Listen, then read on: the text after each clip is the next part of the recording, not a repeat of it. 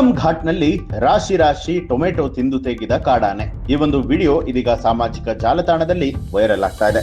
ಹೌದು, ರಾಷ್ಟ್ರೀಯ ಹೆದ್ದಾರಿಯಲ್ಲಿ ಕಾಡಾನೆಯ ಹವಾ ಮತ್ತೆ ಮುಂದುವರೆದಿದೆ. ಈ ಒಂದು ಘಟನೆ ನಡೆದಿರುವಂತದ್ದು ಚಾಮರಾಜನಗರದಲ್ಲಿ.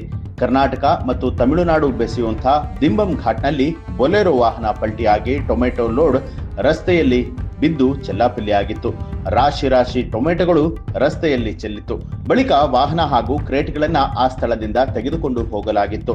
ರಸ್ತೆಯಲ್ಲಿ ಬಿದ್ದು ಅಪ್ಪಚ್ಚಿಯಾಗಿದ್ದಂತಹ ಟೊಮೆಟೊಗಳನ್ನು ಅಲ್ಲೇ ಬಿಡಲಾಗಿತ್ತು. ಟೊಮೆಟೊ ವಾಸನೆ ಹಿಡಿದು ರಸ್ತೆಗೆ ನುಗ್ಗಿದ್ದಂತಹ ಕಾಡಾನೆಯೊಂದು ಅವುಗಳನ್ನೆಲ್ಲ ತಿಂದು ಖಾಲಿ ಮಾಡಿದೆ.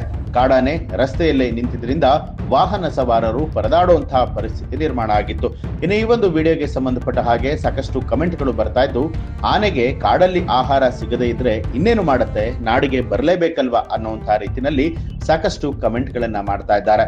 ಒಟ್ಟಾರೆಯಾಗಿ ರಸ್ತೆ ಸವಾರರೊಬ್ಬರು ತಮ್ಮ ವಾಹನದಿಂದಲೇ ಈ ಒಂದು ವಿಡಿಯೋನ ಮಾಡಿರುವಂತದ್ದು. ಕಾಡಾನೆ ರಸ್ತೆಯಲ್ಲಿ ಬಿದ್ದಿದ್ದಂತಹ ಟೊಮೆಟೊಗಳನ್ನ ತಿಂದು ಖಾಲಿ ಮಾಡಿದೆ. ಈ ವಿಡಿಯೋಗೆ ಸಂಬಂಧಪಟ್ಟ ಹಾಗೆ ನಿಮ್ಗೆ ಏನನ್ಸುತ್ತೆ ಅನ್ನೋದನ್ನ ಕಮೆಂಟ್ ಮಾಡಿ ತಿಳಿಸಿ. ಹಾಗೆ ಯಾರೆಲ್ಲ ಇನ್ನೂ ಕೂಡ ನಮ್ಮ ಚಾನೆಲ್ ಅನ್ನ ಸಬ್ಸ್ಕ್ರೈಬ್ ಮಾಡಿಲ್ಲ, ತಪ್ಪದೆ ಸಬ್ಸ್ಕ್ರೈಬ್ ಮಾಡಿ, ಬೆಲ್ ಐಕಾನ್ ಒತ್ತಿ.